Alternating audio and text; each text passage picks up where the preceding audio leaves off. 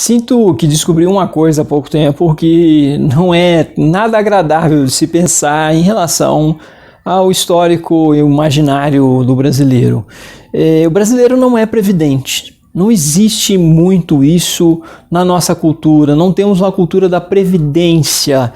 O que seria da previdência? Da prevenção, de não se correr riscos desnecessários, de ter uma atenção maior para o futuro, para o que virá, e se preparar, ir se preparando gradualmente, pensar mais a longo prazo.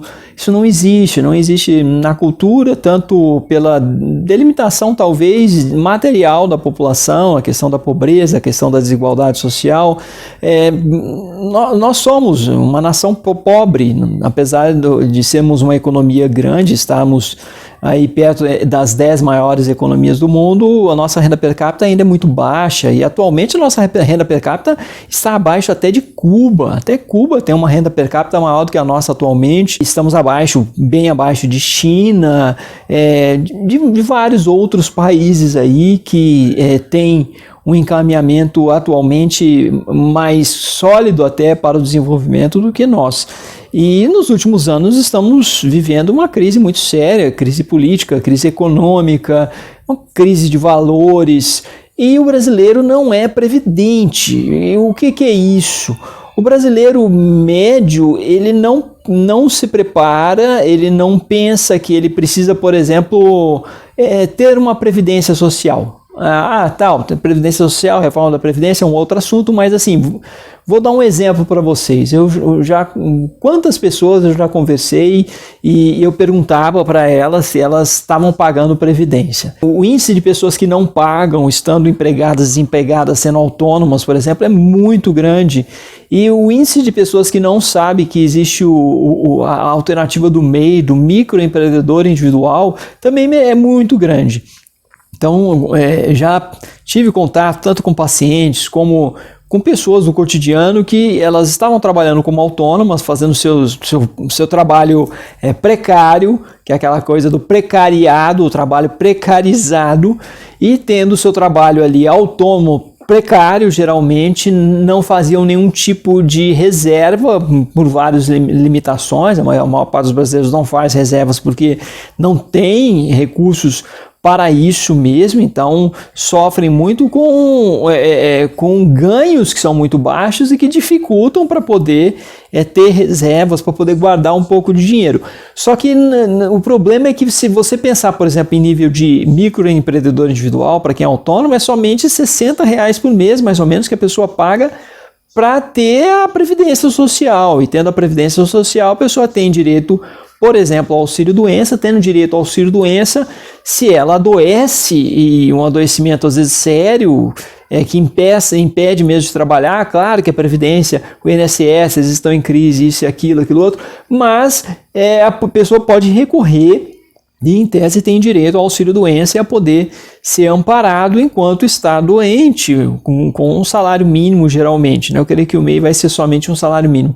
E eu lembro que em alguns casos, já conversando com algumas pessoas sobre isso, e eu falando, nossa, mas tenta pelo menos tirar o MEI, você precisa pelo menos ter algum nível de previdência, tendo previdência tem o direito ao auxílio-doença, você tem direito, já começa a contar como aposentadoria, como tempo de aposentadoria, para você depois ficar mais fácil se aposentar. Claro que hoje está bem complicado com essa mudança nas regras da aposentadoria, boa parte das pessoas vão aposentar somente por volta de 70 anos de idade.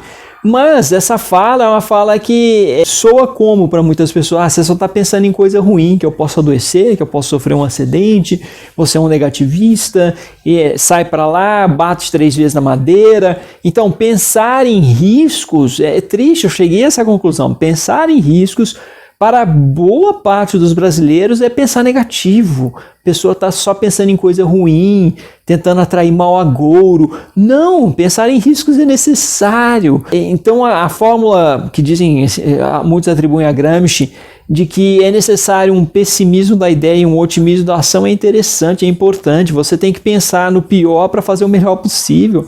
Você tem que pensar que podem ocorrer coisas ruins para você fazer o melhor possível. Um otimismo da ação: faça o melhor possível e pense nos riscos, e pense que coisas ruins acontecem e podem acontecer.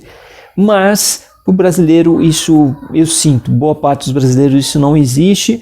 E aí eu fico pensando também na questão ambiental, porque as pessoas não, a boa parte das pessoas não tem preocupações ambientais. Claro que existem preocupações mais imediatas, se ela vai comer amanhã, o almoço, isso e aquilo, mas vamos falar, por exemplo, de classe média alta, não tem preocupações ambientais, não tem, a maioria não tem, e estão já com uma série de necessidades já satisfeitas e tudo, e as pessoas estão vivendo até com certo luxo, mas não tem preocupações ambientais. É toda, claro, é toda uma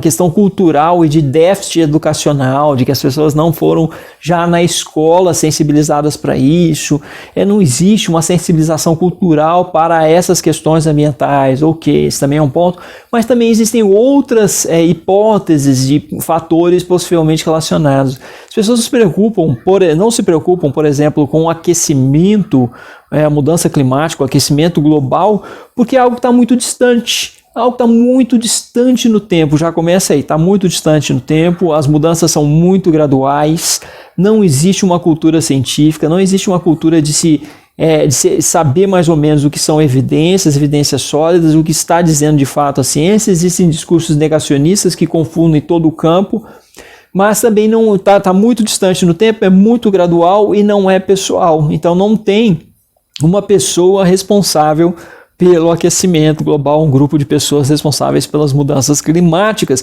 e isso dificulta para uma certa psique meio primitiva compreender que aquilo precisa ser combatido, que precisamos lutar para que essas coisas não aconteçam, que não se configurem de modo mais sólido e configurem catástrofes e riscos para a existência da humanidade, da vida organizada da humanidade.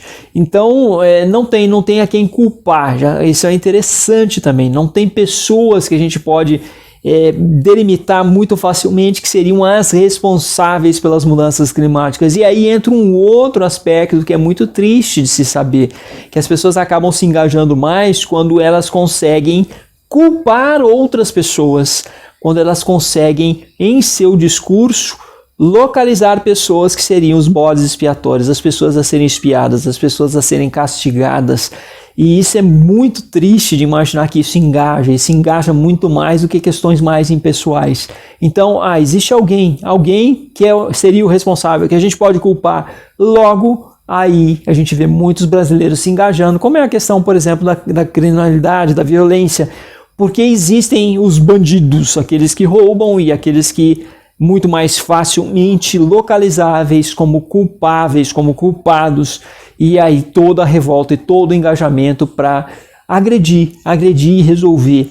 Então a solução sempre como agressão, como a solução para muita coisa, não somente para a violência, com violência. A violência como solução para muita coisa, e não somente, como já disse, para a própria violência. Então isso é algo que pensar sobre isso na realidade brasileira é algo que, quando eu comecei a pensar com um pouco mais de detalhe, começou a me deixar um pouco mais assustado. Claro que a gente já se assusta com muita coisa, mas eu fiquei ainda mais assustado de imaginar que nós precisamos sempre de bodes expiatórios, que um bode expiatório engaja e que isso tem um ranço lá no fundo, um ranço proto-fascista nisso tudo, ou um potencial de fascismo nisso tudo. É muito triste imaginar isso para a própria sociedade brasileira e o potencial fascista que ela tem. Claro que eu creio que a gente tenha vários outros potenciais, mas tocar nesse ponto, nessa ferida, é algo que não é bom de se imaginar, não é bom de começar a pensar sobre isso e desenvolver alguma coisa em relação a isso, a esse tópico. E eu fiquei curioso aqui com o que vocês pensam, como vocês sentem essas questões e o que vocês já imaginaram, já pensaram acerca de coisas parecidas com isso. Então, por favor, se você tem algum comentário, fique aí à vontade para fazê-lo. Obrigado. Se você gostou desse vídeo, por favor, me ajude a alimentar o algoritmo do YouTube, dando like, dislike, compartilhando, se inscrevendo no canal, fazendo comentário, qualquer comentário. Pode comentar até aí, olá, boa tarde, oi, já ajuda bastante. Estou colocando na descrição, ou até mesmo no primeiro comentário fixado, os links para meus livros na Amazon. Então fiquem à vontade aí para adquirir os livros, para conhecer, ter um pouco ideia de como é meu trabalho, de como eu venho produzindo conteúdo aqui para vocês no YouTube. E também o link para minha última publicação, que é meu último livro, Agonia e Sonho, Memórias e Reflexões de um Psicólogo nos Meandros do SUS, um livro com escritos sobre as minhas experiências pessoais, profissionais, como psicólogo do SUS, em histórias que eu narro ali, de eventos e passagens em relação, interação com pacientes e que tratam de eventos extremos, muitas vezes, impactantes, emocionantes, e minhas reflexões sobre esses eventos e sobre uma série de conceitos correlacionados. Obrigado por tua audiência e até a próxima.